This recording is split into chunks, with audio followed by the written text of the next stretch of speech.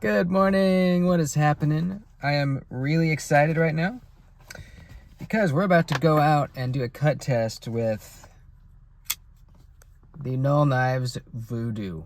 Yeah. I cannot wait to cut with this thing. It's going to be so much fun. So, quick rundown of the materials here. M390 blade steel, hollow ground. Sheep's foot-ish kind of blade, but with a nice tip on it, a little pointy tip, almost a clip.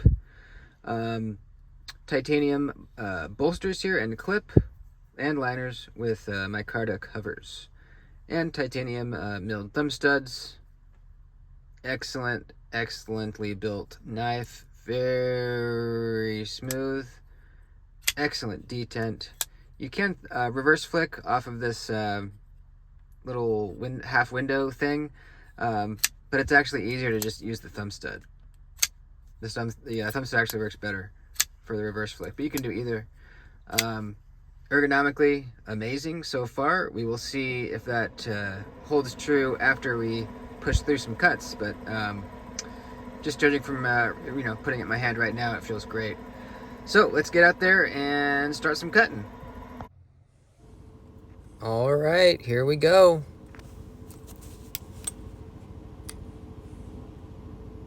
This thing just looks like it's hungry for cardboard. Hungry for straps, hungry for whatever. It just wants to cut.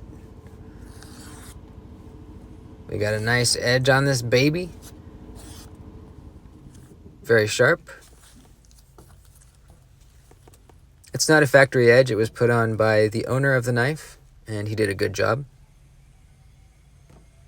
He also sent me these cut-proof gloves. Really nice guy. Big thank you to Mark. So finally now my hand is protected, and they're actually Kevlar. Pretty crazy. I kind of want to test them out to see how cut-proof they really are. They should be 100% unless you're like sawing at your finger or something like that. Anyways, I'm starting with the cardboard here. It is breezing through this stuff. I mean, just like crazy. It's a hollow grind, not a lot of friction when you're passing through cardboard like this. Really nice. The way the blade is shaped, you're not prone to slipping out of your cut. You're going to stay in that cut, and you're going to have a fun time doing it. Very slicey.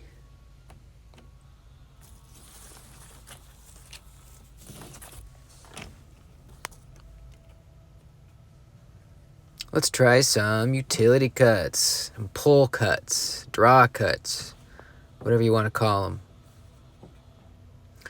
Now, the way this blade is in relation to the handle is really cool because you can get a lot of use out of that edge. Not all of it, but probably like 3/4 of the edge you can get down on a flat surface before your knuckles hit.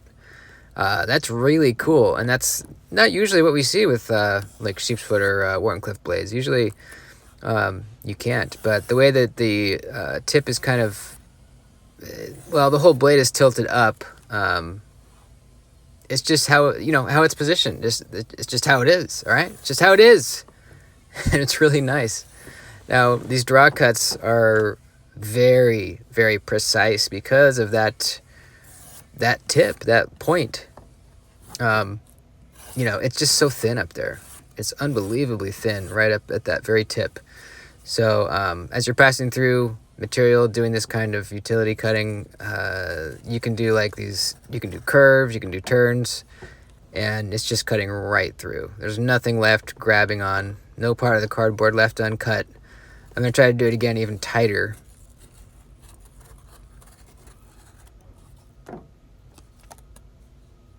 Really nice. Really, really nice. Very, very precise tip. And a nice place for your index finger to rest on the spine right there as you're doing it. This is awesome because you kind of get the best of both worlds. You get a Wharncliffe blade, or sheep's footy, Wharncliffe blade with the lower tip. But since the blade's kind of tilted up in relation to the handle, you get to use that belly as well, which is really awesome. It's kind of a do-it-all blade shape.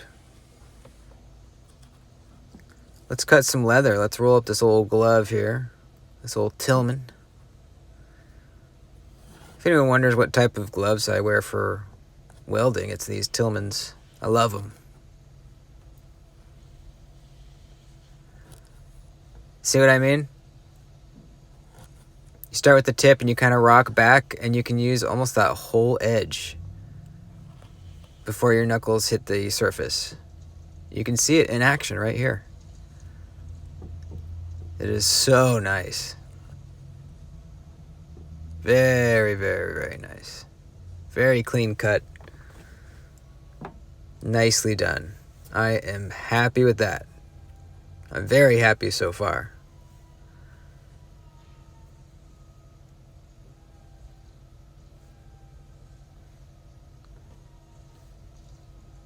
All right, what's next? Rubber tubing. This is going to be the same concept where, since we have access to the belly, it's going to make things really nice and easy. It's almost like cutting up a carrot. It's cutting so easily. You can get real thin slices. Just excellent.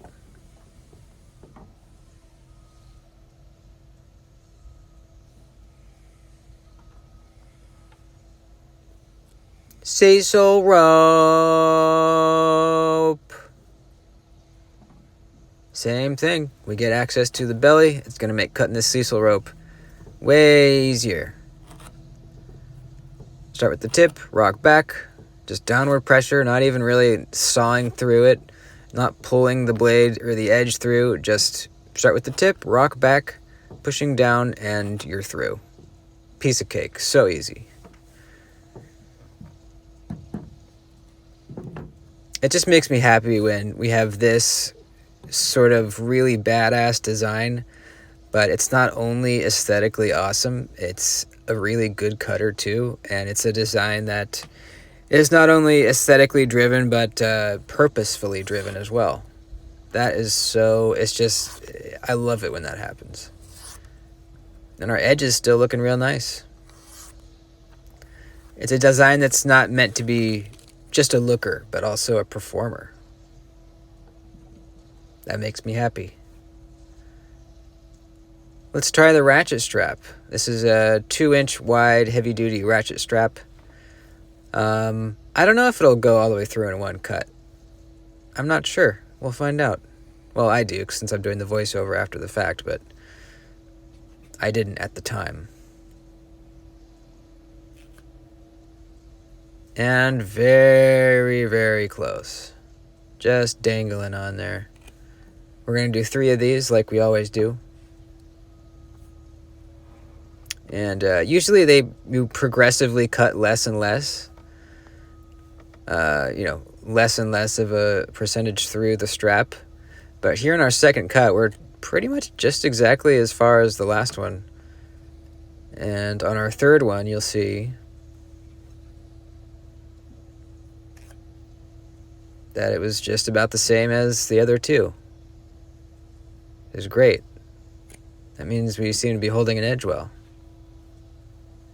Now, I did notice a little bit of a hot spot as I was pushing through those cuts, because you're really grabbing and putting a lot of pressure into the blade, and I noticed a bit of a hot spot right on my pinky, and it's this little ridge back here, right there. It kind of thickens up back there, which feels really nice when you're just gripping the knife regularly, but when you really bear down on it, that corner kind of digs into your pinky finger a little bit. It's not awful, but I noticed it. And, if they had softened that line, it would have affected the design. It would not have looked quite as kind of angular. So it would have messed with their design for sure, but it's a little bit of a hot spot. So we're back to the rope after all the cutting we've done so far, and I am very happy to say that this M390 seems to be done pretty well. But we're going to strap it up anyways to see how it responds. Doesn't need to be strapped, but I don't know.